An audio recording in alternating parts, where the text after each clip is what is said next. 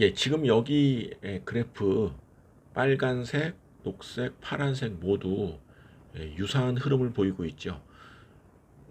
지금 파란색은 마이너스 32.6%, 녹색은 마이너스 37.9%, 그리고 빨간색은 마이너스 53.9%의 하락률을 기록하고 있는데 이 첫 시기가 2000년입니다. 2000년부터 2020년 최근까지의 20년간의 주가 그래프인데 모두 강산이 두 번 변하는 사이에 30에서 50%의 하락률을 보인, 그렇다면 굉장히 이게 좀 좋지 않구나라고 느낄 수 있는데, 여기 보시면은 파란색은 AT&T, 녹색은 SK텔레콤, 그 다음에 빨간색은 일본의 NTT 도코모라는 업체입니다. 이 세 개 회사의 공통점은 모두 이동통신 사업자라는 의미죠. 근데 이 회사들 주식은 모두 크게 하락을 한 것을 알 수 있죠. 주가가 이 정도 하락을 하면 기업에 뭔가 문제가 있는 것이 아닌가, 투자하면 안 되는가, 뭐 이런 생각을 할 수 있는데, 지금 SK텔레콤만 보더라도 우리나라에서 시가총액 상위 안에 드는 가장 대표적인 기업 중에 하나인데 지금 주가가 그냥 이 모양 이 꼴입니다. 이것이 바로 이동통신 산업의 현 주소라고 할 수 있겠습니다.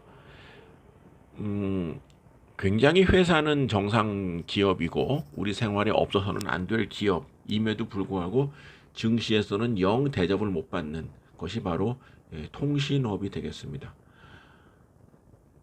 SK텔레콤은 왜 이렇게 주가가 하락을 했을까요? SK텔레콤은 지금 주가가 20만 8,500원인데 이 회사 매년 10,000원의 배당을 주거든요. 그러면 배당 수익률이 4.8%, 굉장히 매력적인 기업이라고 볼 수도 있고, 이 회사가 뭐 실적이 나쁘냐 그런 것도 아닙니다. 매출은 한 18조 정도, 그다음에 당기순이익은 2019년에 많이 줄었지만 영업이익이 한 1조 조금 넘는 수준을 이제 기록을 하는 그런 상황입니다. 뭐 당기순이익도 올해는 한 1조 정도를 기록할 것으로 예상이 됩니다. 이 정도면은 뭐 그렇게 나쁘다고 볼 수 없는데 왜 이렇게 증시에서 대접을 못 받을까요? 자, 그것은 바로 통신업은 대표적인 기간 산업, 국가가 철저하게 관리하는 산업이기 때문입니다. 지금 SK텔레콤 같은 경우는 전체 상장 주식이 8천만 주 정도가 되는데요. 이 중에 외국인 한도 주식이 3,956만 주 정도로 나와 있음을 알 수 있습니다. 외국인은 SK텔레콤 주식을 절반 이상 살 수 없습니다. 그 이유는 외국인 투자가가 SK텔레콤의 경영권을 갖지 못하는 대표적인 국가 기간 산업이기 때문에 그렇습니다. 삼성전자나 포스코 같은 대부분의 기업들이 맘만 먹으면은 지분 전체를 구입할 수 있는 것과 달리 몇 개의 기간 산업들은 이렇게 외국인 투자의 한도를 설정하고 있습니다. 정해진 범위 안에서만 사업을 해라 라고 하는 강력한 가이드라인이 설치되어 있는 것이죠.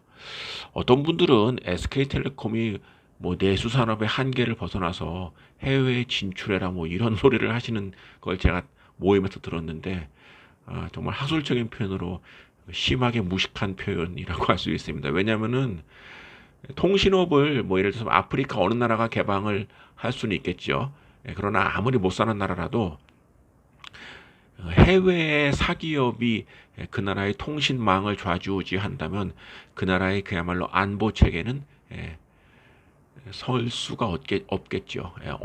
아무리 못 사는 나라라도 통신업에 대한 개방은 그 국가 차원에서 스스로 이루어지지 않는 한 불가능하다는 것이죠. 그렇기 때문에 SK텔레콤은 국내에서만, NTT 도코모는 일본에서만, 그리고 AT&T는 미국에서만 사용할 수 있는 그런 통신 업종이 되겠습니다.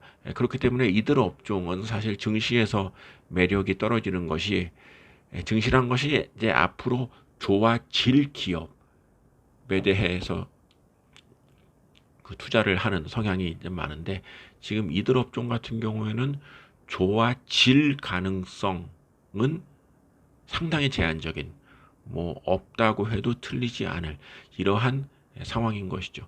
그러니까 지금 현재 시장 지배력은 가져갈 수 있는데, 이것이 앞으로 뭐 시장 점유율을 확 늘리고 이럴 수가 없다는 것이 바로 이 통신업의 그 한계이고, 그렇기 때문에 지금 국내에만 보더라도 SK텔레콤, LG U+, 그다음에 KT 이 3사가 있는데, 통신업은 판관 비율이 전체 매출의 92.5%에 달합니다.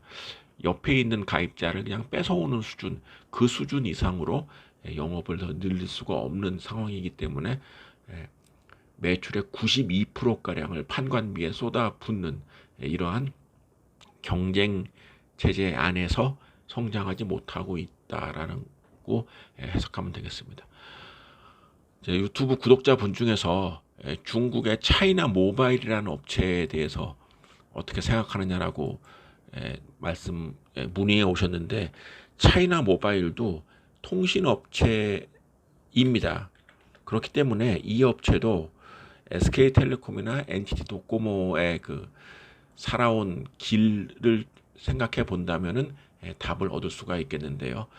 차이나 모바일 역시 우리나 미국, 일본보다는 중국이 통신시장 개방이 조금 늦게 이루어졌기 때문에 2000년 이후에는 주가가 많이 상승을 했지만, 이 차이나 모바일 역시 2007년을 정점으로 지금까지 지속적으로 주가가 하락하고 있습니다.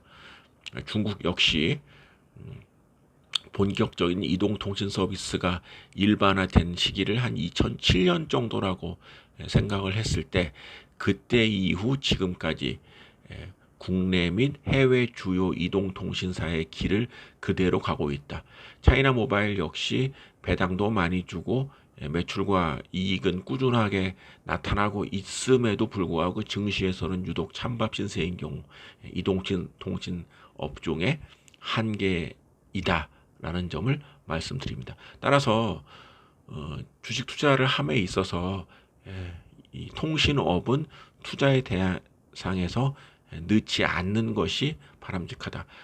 성장에는 한계가 있는 상황에서 보장된 시장을 얻는 그 반대급부로 정책 당국의 강력한 통제를 받고 있는 그런 업종이기 때문에 그렇습니다. 앞으로 2년 뒤에 대선이 있고 계속 우리나라는 선거가 있지만, 선거를 할 때마다 통신비 줄이겠다는 공약은 여야가 모두 동시에 하고 있고, 실제로 이동통신사가 통신요금을 자율적으로 마음대로 인상하지 못하는 것이 구조적인 그런 문제라는 점을 감안해 보면은 통신업 관련주에 대해서는 앞으로도 관심을 아예 투자 관심 종목에서 제외시키는 것이 바람직하다라고 말씀을 드립니다.